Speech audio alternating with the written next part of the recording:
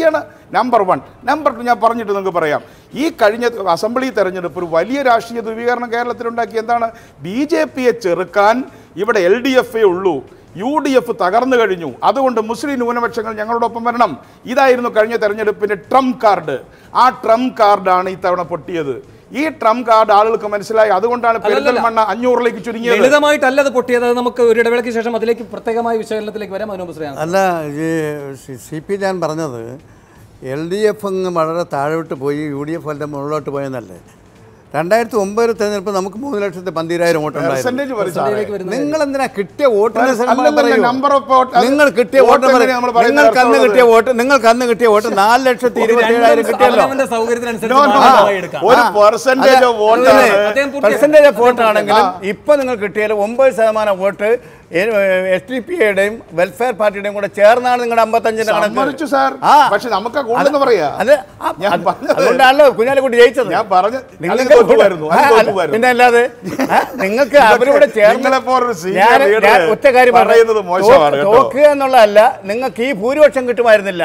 ജയാപജയത്തെ സംബന്ധിച്ചിടത്തോളം ഈ തെരഞ്ഞെടുപ്പ് മറ്റേത് തെരഞ്ഞെടുപ്പിൽ നിന്നും വ്യത്യസ്തമായിരുന്നു. കുഞ്ഞാലിക്കുട്ടി മത്സരിക്കുമ്പോൾ മലപ്പുറം മണ്ഡലത്തിൽ ഇടതുപക്ഷ മുന്നണി ഈ പാർലമെന്റ് സീറ്റ് ജയിക്കുന്ന ഏതെങ്കിലും ഒരു തെരഞ്ഞെടുപ്പ് അല്ല, ഇടതുപക്ഷ മുന്നണി ജയിക്കുന്ന ആരും പറഞ്ഞില്ലല്ലോ. അപ്പൊ പിന്നെ അല്ല, തെരഞ്ഞെടുപ്പിനെ സംബന്ധിച്ചോളം ഈ സ്ഥാനാർത്ഥി വരുമ്പോൾ തന്നെ ഭൂരിപക്ഷം എത്ര കിട്ടുമെന്നുള്ളതിനെ സംബന്ധിച്ച് കുഞ്ഞാലിക്കുട്ടി തോക്കുമെന്ന് ആരും പറഞ്ഞിട്ടില്ല.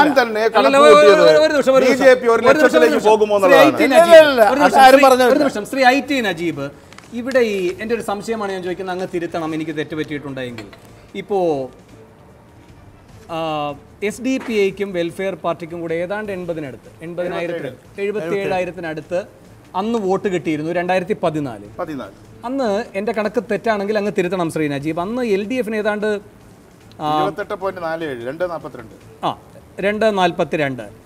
ഇവിടെ ഇപ്പോൾ നേരെ തിരിച്ച് ഇവർ രണ്ടുപേരും ഇല്ലാതെ ഇരിക്കുമ്പോൾ വരുന്ന പെർസെന്റേജിന്റെ വ്യത്യാസം എന്താണ്? LDFന് ഇപ്പോൾ അതിലേക്കാണ് വരുന്നത്. അതായത് -11% 2014 നിങ്ങൾക്ക്. അതിനു മുമ്പ് 2009 11% വോട്ട് കുറഞ്ഞപ്പോഴാണ് SDPIക്കും വെൽഫെയർ പാർട്ടിക്കും ഇത്രയും വോട്ട് കിട്ടിയത്. അല്ല, നിങ്ങൾ ശ്രീ നജീബ്, ഇപ്പോ അവർ രണ്ടുപേരും മത്സരിച്ച ഘട്ടത്തിൽ LDFന് കിട്ടിയിരുന്ന വോട്ട് ശതമാനത്തെക്കാൾ കൂടുതൽ ഇപ്പോൾ LDFന് കിട്ടിയെങ്കിൽ ഇതിന്റെ ഗുണഭോക്താക്കൾ LDFും അല്ലേ? പ്രത്യേകിച്ച് SDPI പറഞ്ഞത് മനസാക്ഷി വോട്ടാണ്. ആ ചർച്ചയ്ക്ക് വലിയ പ്രസക്തിയില്ല. ഒരു നിമിഷം ശ്രീ നജീബ് എന്ന് പറയട്ടെ. മനസാക്ഷി വോട്ടാണ്. വെൽഫെയർ പാർട്ടി പിന്നെ ഒന്നും പറഞ്ഞില്ല, സ്ഥാനാർത്ഥിയെ നിർത്തി. ഞാൻ പറയാം. ശ്രീ നജീബ്, ഞാൻ പറയാം. വ്യക്തമായും ഇത്തവണത്തെ തെരഞ്ഞെടുപ്പിൽ SDPIയുടെയും വെൽഫെയർ പാർട്ടിയുടെയും വോട്ടുകൾ UDF സ്ഥാനാർത്ഥിക്കാണ് കിട്ടിയിട്ടുള്ളത്. അത് യഥാർത്ഥത്തിൽ വർഗീയ ധ്രുവീകരണത്തിൻ്റെ ഒരു ഭാഗം അവിടെ നന്നായി പ്രതിഫലിച്ചിട്ടുണ്ട്. അതിനെ മതനിരപേക്ഷമായി വ്യാഖ്യാനിക്കുന്നതാണ് വാസ്തവത്തിൽ വളരെ തെറ്റായ വിലയിരുത്തലായി പോകുന്നത്. ഒരു നിമിഷം 2009ലേക്ക് ഞാൻ പോകുന്നില്ല. നജീബിനെ ബുദ്ധിമുട്ടിക്കാൻ 2009ലേക്ക് പോകുന്നില്ല. 2015 തദ്ദേശ തെരഞ്ഞെടുപ്പ് ഈ ജനകീയ മുന്നണി എന്ന് പറയുന്നത് എങ്ങനെ രൂപപ്പെട്ടു? മലപ്പുറത്ത് ലീഗുകാർ അതിനെ സാമ്പാർ മുന്നണി എന്ന് അധിക്ഷേപിക്കും. അതിൽ ആരൊക്കെ ഉണ്ടായിരുന്നു സാർ? ഈ പറയുന്ന SDPI ഇല്ലായിരുന്നു. ഒരു നിമിഷം, ഈ പറയുന്ന വെൽഫെയർ പാർട്ടിയില്ലേ? അല്ല, ഒരു നിമിഷം, കൊണ്ടോട്ടിയിൽ, പരപ്പനങ്ങാടിയിൽ, തിരൂരിൽ, ഇവിടെയൊക്കെ നിങ്ങൾക്ക് വിജയിക്കാൻ കഴിഞ്ഞത് ചില സ്ഥലങ്ങളിൽ ഭരണം പിടിക്കാൻ കഴിഞ്ഞതൊക്കെ എങ്ങനെ? പുലാമന്തോള് പോലെ ലീഗിന് മുൻപ് മികച്ച പ്രവർത്തനം നടത്തിയതിന് അവാർഡ് കിട്ടിയിട്ടുള്ള പഞ്ചായത്ത് നിങ്ങൾക്ക് പിടിക്കാൻ കഴിഞ്ഞത് എങ്ങനെ?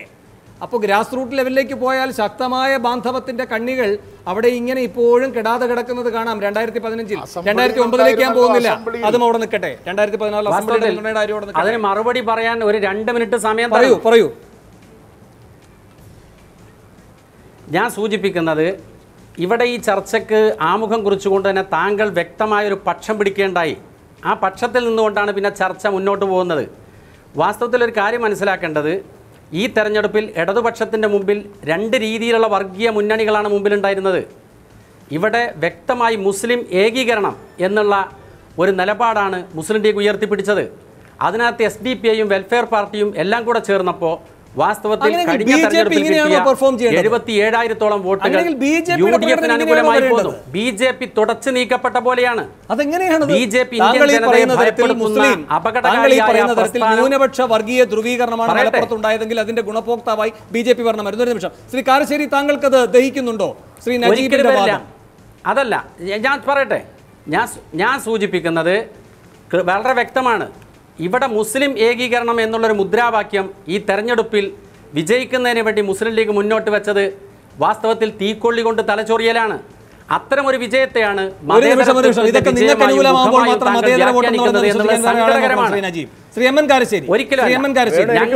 ഇടതുപക്ഷത്തിന് കിട്ടുന്ന വോട്ടുകൾ മതം നോക്കിയല്ല മതനിരപേക്ഷം എന്ന് പറയാ. അതെല്ലാ ജനവിഭാഗങ്ങളുടെയും വിജയമാണ്. അല്ല ഇതില് വേണു, നമ്മൾ വിട്ടുപോകുന്ന ഒരു കാര്യമുണ്ട്. UDF-ൽ ഭാഗമല്ലാത്ത മാണിയുടെ കേരള കോൺഗ്രസ് ഇത്തവണ കുഞ്ഞാലിക്കുട്ടിക്ക് വോട്ട് ചെയ്തു. അത് നമ്മൾ ചർച്ചയിൽ തീരെ വിട്ടുപോകുന്ന ഒരു കാര്യമാണ്. പിന്നെ വേറെ ഒരു സംഗതി എന്താണെന്ന് വിചാരിച്ചാൽ, ഒരു ലോക്സഭാ മണ്ഡലം എന്ന് പറഞ്ഞാൽ അത്ര വിശാലമായ ഒന്നാണ്.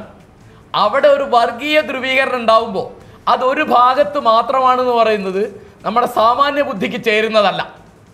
പിന്നെ വെൽഫെയർ പാർട്ടി, SDPI എന്നൊക്കെ പറയുന്നത് എൻ്റെ അറിവ് ശരിയാണെങ്കിൽ കഴിഞ്ഞ തവണ അവിടെ ഉണ്ടായിരുന്നത് 47,000 വോട്ടാണ് SDPIക്ക് ഉണ്ടായിരുന്നത്, 29,000 വോട്ടാണ് വെൽഫെയർ പാർട്ടിക്ക് ഉണ്ടായിരുന്നത്. ഞാൻ അറിയുന്നത് ശരിയാണെങ്കിൽ പല വെൽഫെയർ പാർട്ടി ഭാഗങ്ങൾ യൂണിറ്റുകളും ഇലക്ഷനിൽ നിന്ന് മാറി നിന്നു എന്നാണ് കേട്ടത്. അറിയൂടെ. അപ്പോൾ അങ്ങനെയൊക്കെ ഉണ്ടെങ്കിൽ തന്നെ ഈ SDPIയും വെൽഫെയർ പാർട്ടിയൊക്കെ ഇവർക്ക് വേണ്ടാത്തപ്പോൾ അത് വർഗീയമാണ്, തീവ്രവാദമാണ് എന്ന് പറയുകയും അല്ലാത്തപ്പോൾ അത് രാഷ്ട്രീയമാണ് എന്ന് പറയുകയും ചെയ്യുന്ന ഒരു ഇരട്ടത്താപ്പ് LDF-നുണ്ട്. പിന്നെ ഒരു ശ്രദ്ധിക്കേണ്ട കാര്യം, ഈ ചർച്ചയിൽ വളരെ അപകടം പിടിച്ച സംഗതി ഉള്ളത്, ഐക്യജനാധിപത്യ മുന്നണി, ഇടതുപക്ഷ ജനാധിപത്യ മുന്നണി എന്ന് രണ്ട് രാഷ്ട്രീയ മുന്നണികളും BJP തമ്മിലാണ് മത്സരം എന്നുള്ളത് മറന്നിട്ട് ഇപ്പം ഇത് മുഴുവൻ വർഗീയമാണ് എന്ന് പറയുന്നത് വാസ്തവത്തിൽ CPM ഒരു അപകടം കാണിക്കുകയാണ്. കാരണം അവർ പറഞ്ഞുകൊണ്ടിരുന്നത്, അവർ വോട്ട് ചോദിച്ചുകൊണ്ടിരുന്നത് അപ്പുറത്ത് മോദിയുണ്ട്, BJP ഉണ്ട്, അതുകൊണ്ട് മുസ്ലിങ്ങൾ, ന്യൂനപക്ഷങ്ങൾ ഞങ്ങളുടെ കൂടെ നിൽക്കണമെന്ന, അതും ഒരു വർഗീയ ധ്രുവീകരണം ഉണ്ടാക്കലാണ്. അത് നമുക്ക് തിരിയില്ല എന്ന മട്ടിൽ അവർ പെരുമാറുന്നത്. ഇപ്പോൾ രാഷ്ട്രീയമായി ഒരു വിജയം കുഞ്ഞാലിക്കുട്ടി നേടി. അതിൽ ഞാനത് ആവർത്തിക്കുന്നു, 23,000 വോട്ടിൻ്റെ ഭൂരിപക്ഷം കുറവാണ് ഏതുവരെ അവരുടെ കൂടെ ഇല്ലാത്ത KM മാണിയുടെ കേരള കോൺഗ്രസ് ഉണ്ടായിട്ട്. ഒരു കാര്യം കൂടി കോൺഗ്രസിന്റെ കാര്യം അങ്ങ് എടുത്തിട്ടതുകൊണ്ട് ചോദിക്കുകയാണ്. ഇവിടെ ഈ പറയുന്ന BDJS ഫാക്ടറും അതും പ്രധാനമായി എടുക്കണ്ടേ? കാരണം ഈ BJPയുടെ നേതൃത്വത്തിൽ കേരളത്തിൽ രൂപം കൊണ്ട വിശാല NDAയിൽ തന്നെ അധസ്ഥിത ഹൈന്ദവ വിഭാഗങ്ങൾ ഏത് രൂപത്തിലാണ് പരിഗണിക്കപ്പെടുന്നത് എന്നതിൻ്റെ തുറന്ന പ്രസ്താവം ഈ ഘട്ടത്തിൽ, ഈ തെരഞ്ഞെടുപ്പ് മൂക്കിൻ്റെ തുമ്പത്ത് വന്ന് നിൽക്കുന്ന ഘട്ടത്തിൽ വെള്ളാപ്പള്ളി വ്യക്തമാക്കുകയുണ്ടായില്ലേ? പെരിന്തൽമണ്ണ, മങ്കട, മലപ്പുറം ഇവിടെയൊക്കെ BDJSന് അത്യാവശ്യം സ്വാധീനമുള്ള മേഖലകളാണെന്നാണ് പറയുന്നത്. അങ്ങനെയെങ്കിൽ അതും തിരിഞ്ഞുകൊത്തുകയുണ്ടായിട്ടില്ലേ BJPക്ക്? അങ്ങനെ നോക്കുമ്പോൾ ഇവിടെ വിവിധ വിഭാഗങ്ങൾ കൃത്യമായി മതനിരപേക്ഷതയ്ക്ക് മുറിവേറ്റിരിക്കുന്നു എന്ന വലിയ രാഷ്ട്രീയമായ സാഹചര്യത്തെ മനസ്സിലാക്കിക്കൊണ്ട് അതിനെ എങ്ങനെ പ്രതിരോധിക്കാൻ കഴിയുമെന്ന തരത്തിൽ ഐക്യപ്പെടുന്നതല്ലേ കാണുന്നത്? അതിലിപ്പോൾ ഒരു പ്രശ്നമുള്ളത് വേണു, വെള്ളാപ്പള്ളി നടേശൻ പറയുന്നതാണോ അദ്ദേഹത്തിന്റെ മകൻ തുഷാർ വെള്ളാപ്പള്ളി പറയുന്നതാണോ? അങ്ങനെ കൂട്ടണ്ട. BJPയും RSSനെ പോലെ ഇവർക്കും ഒരു ആനുകൂല്യം കൊടുക്കൂ. കാരശ്ശേരി മാഷെ, BJPയും RSSും രണ്ട് തലത്തിൽ പറയുന്ന പോലെ ഇവർക്കും ഒരു ആനുകൂല്യം കൊടുക്കൂ. ആയിക്കോട്ടെ. അപ്പൊ അങ്ങനെയാണെങ്കിൽ അവരിപ്പോ എവിടെയാണ് വോട്ട് ചെയ്ത് നമ്മൾ എങ്ങനെയാണ് പറയുക? ഇനിയിപ്പോ അതിന്റെ വിശദാംശങ്ങൾ വന്നിട്ട് നമുക്ക് BDJSന്റെ ഇത്ര വോട്ട് അതിങ്ങനെ അങ്ങോട്ട് തന്നെ മാറിയോ എന്നതല്ല, അത് മുന്നോട്ട് വെക്കുന്ന ഒരു രാഷ്ട്രീയ സന്ദേശമുണ്ട്. ഇവർ മതന്യൂനപക്ഷങ്ങളെ മാത്രമല്ല വേട്ടയാടുന്നത്, ഇവർ ഈ പറയുന്ന വിശാലമായ ഹൈന്ദവ മുന്നണിയിൽ തന്നെ അധസ്ഥിത വിഭാഗങ്ങളെ ഇവർ സമീപിക്കുന്ന രീതി എന്തായെന്ന് അവർക്കിടയിൽ നിന്നുകൊണ്ട് തന്നെ ഇത് രൂപപ്പെടുത്തിയതിലെ ഒരു പ്രധാനപ്പെട്ട വ്യക്തി സ്വാനുഭവം എന്ന നിലയിൽ അവതരിപ്പിക്കുകയാണ് ആ കാര്യങ്ങൾ. അതെ, തീർച്ചയായിട്ടും വെള്ളാപ്പള്ളി നടേശന്റെ രാഷ്ട്രീയമായ എല്ലാ പ്രസ്താവനകളും അബദ്ധമായിട്ടാണ് തീർന്നത് തുടക്കം തൊട്ട് ഒടുക്കം വരെ. ഇപ്പോൾ ആദിവാസികളുടെ കൂട്ടത്തിൽ നിന്ന് വന്ന ജാനു തീർച്ചയായിട്ടും BJPക്ക് എതിരായിട്ടൊരു നിലപാടെടുത്തു. ഇതുപോലെ BJPയുടെ രാഷ്ട്രീയം എന്ന് പറയുന്നത് കൃത്യമായി സവർണ രാഷ്ട്രീയമാണ് എന്നൊരു ധാരണ പരക്കുന്നുണ്ട്. 1 ലക്ഷം വോട്ട് കൂടിയ മണ്ഡലത്തിൽ 970 വോട്ടിന്റെ അധികം കണക്കേ BJPക്ക് പറയാനുള്ളൂ എന്നുള്ളത് ഇവിടെ കാര്യങ്ങൾ രാഷ്ട്രീയമായിട്ട് മുന്നോട്ട് പോകുന്നു എന്ന് കാണിക്കുന്നുണ്ട് എന്നാണ് എനിക്ക് തോന്നുന്നത്. ഞാൻ ഇടവേളയ്ക്ക് പോകാൻ. ഇടവേളയ്ക്ക് ശേഷം സൂപ്പർ പ്രൈം ടൈം ചർച്ച ചെയ്യുന്നത് മലപ്പുറം ജനവിധി, കേരളത്തിലും ഭരണവിരുദ്ധ തരംഗമുണ്ട് എന്നതിന്റെ മുന്നറിയിപ്പോ. ഇടവേളയ്ക്ക് ശേഷം